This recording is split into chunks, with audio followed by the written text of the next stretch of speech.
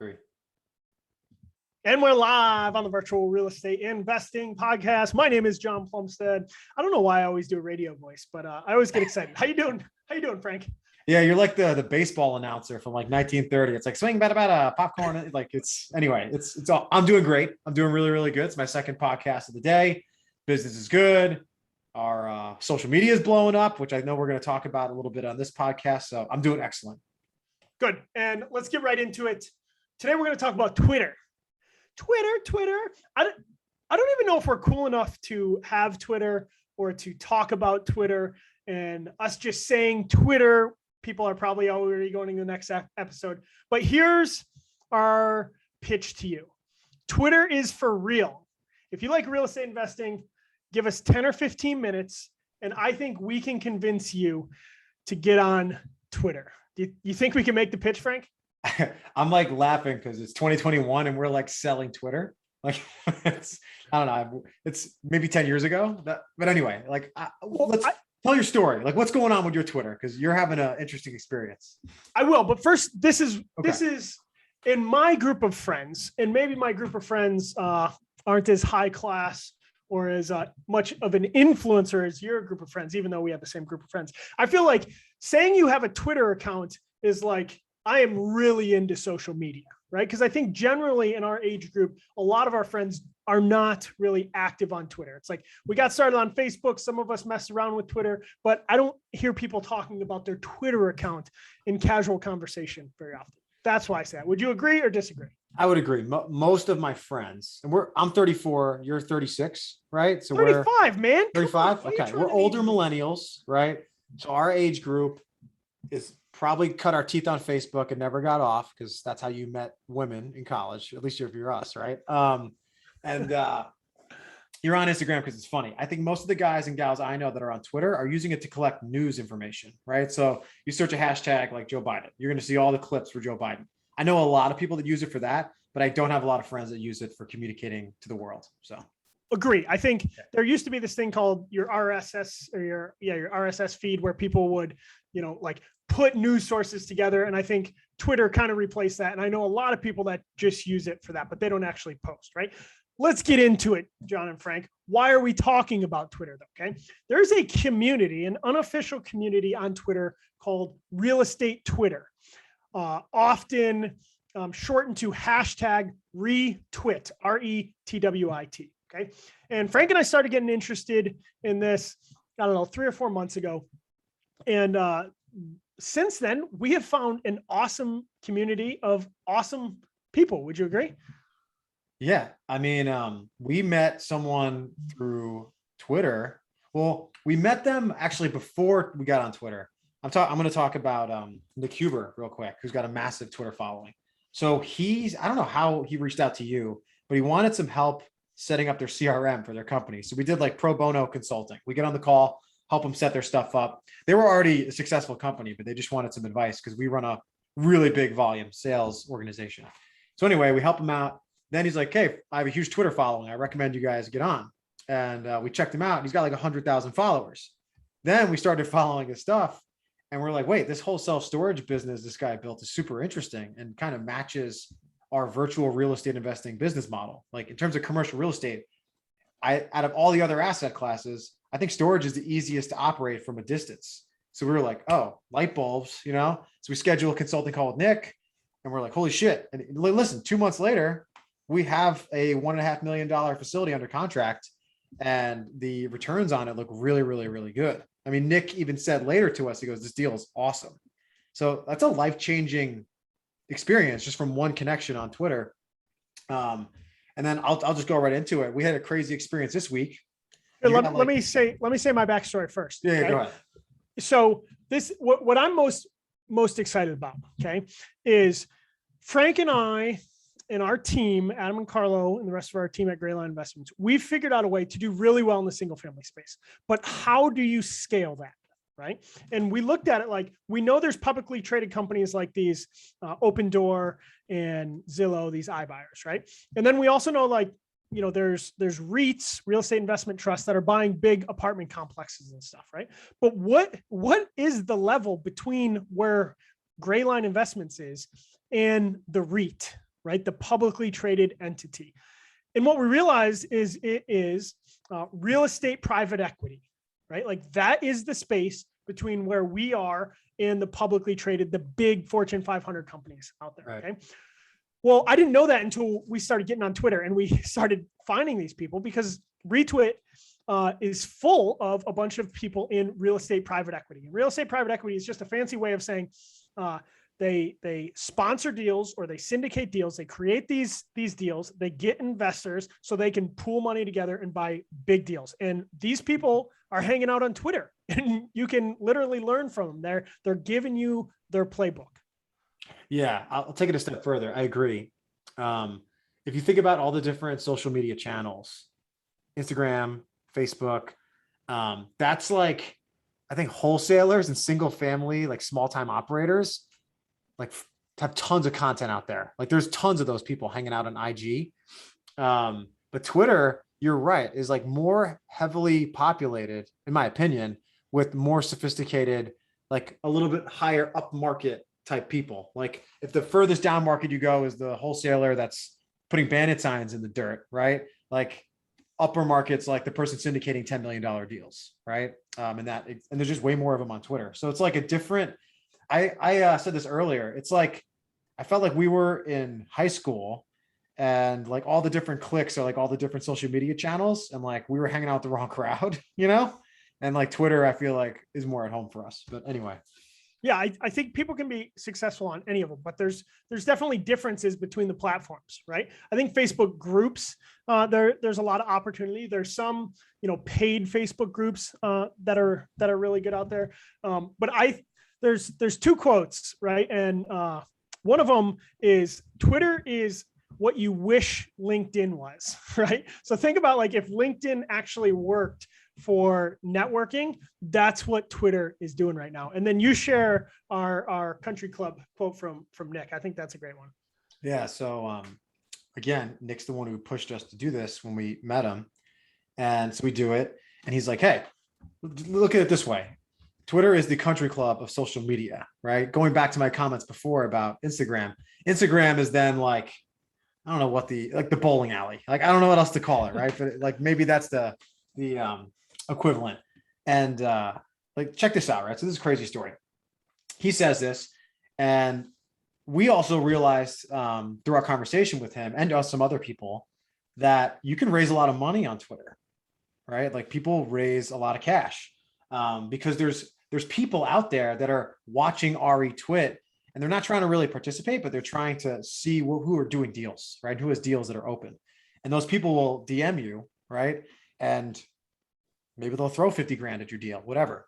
So I posted something about our self-storage deal about a couple of weeks ago, I guess. And eventually someone came in my DMs and was like, hey, this deal sounds really good. Let's meet up and chat over Zoom. We meet up over Zoom, and this person invested a sizable amount into our deal, like not the minimum amount. It was multiples over that. And that was off a brief conversation coupled with our Twitter postings.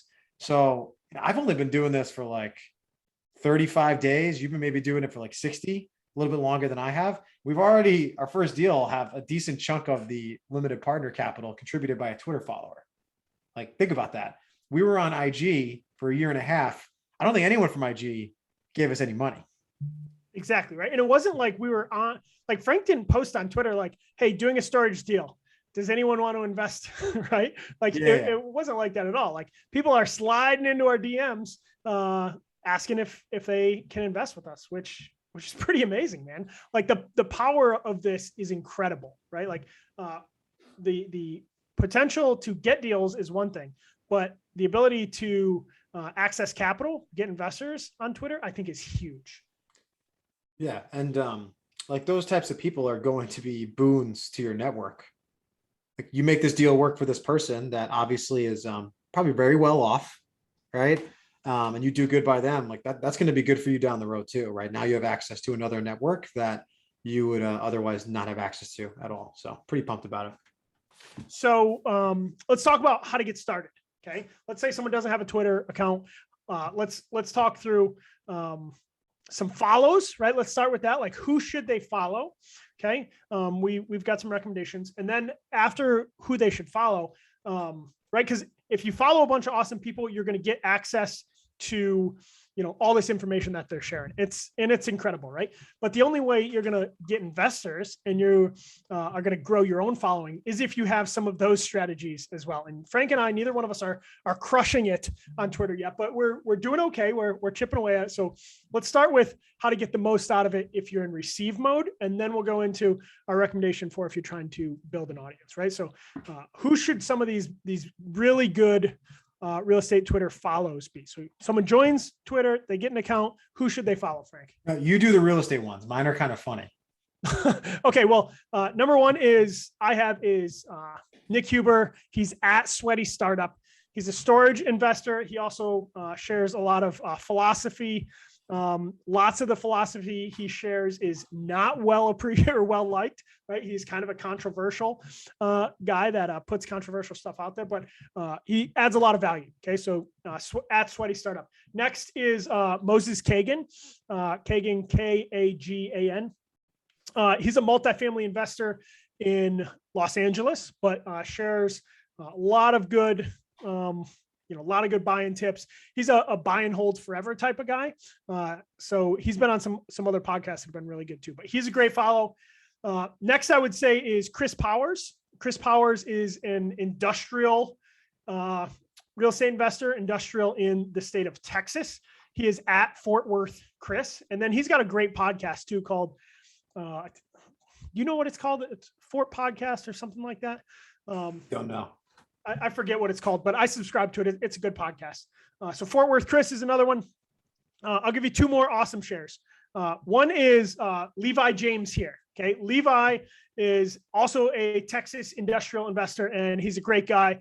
Has been super supportive, helping us get our followers on board, but at Levi James here, HERE.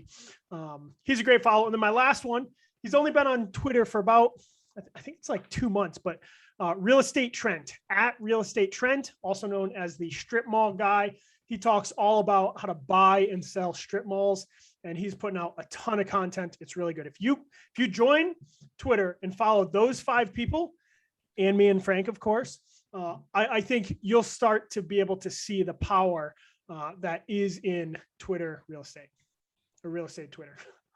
Yeah. All right, who you got for follows? I got a couple. I had Real Estate Trent on my list as well.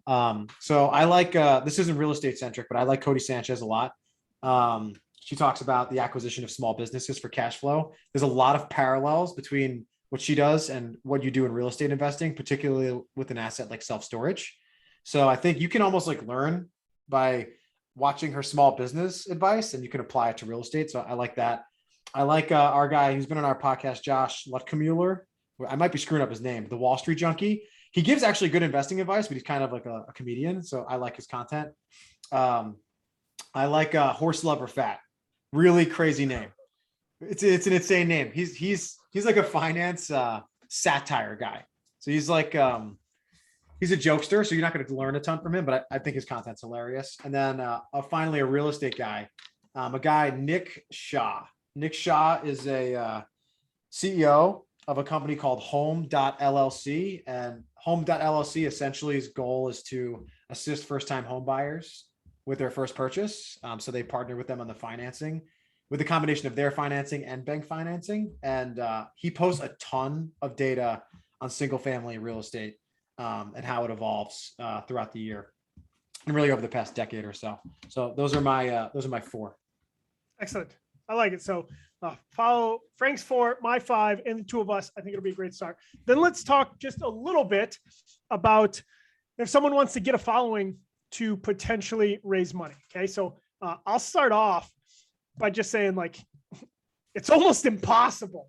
We were so frustrated. Okay. Here's how it went.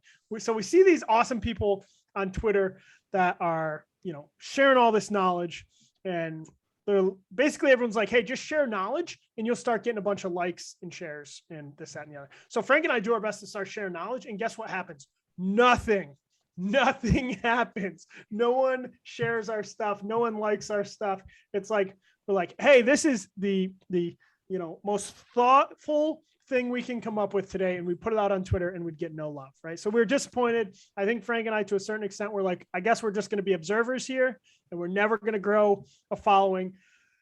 But then we started following, or we started finding ways to get traction. What are some of the ways we found to get traction, Frank? Well, one, I think you need to have you need to tweet more, right? A lot. You need so to tweet yeah, a ton, like, right?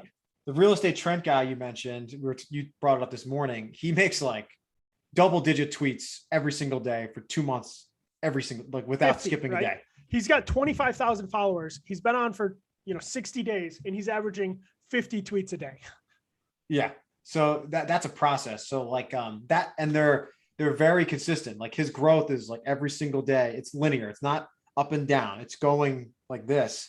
So like, what does that mean? That means you got a process. That means he might have someone writing copy for him or assisting him with his copy. They're probably working off a list, right? Like maybe a Word doc where his tweets are located and they're posting it at certain times every day. I don't know if you need to spend money at the beginning. I don't know if that makes sense for everybody, but the point is like he has a process. So I think if you're really, really trying to grow quick, you need a process. Is probably my number one piece of advice.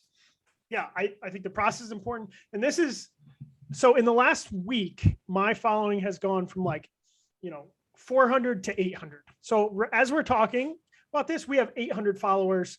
That's not that many, right? But I doubled in a week. And why did I double in a week?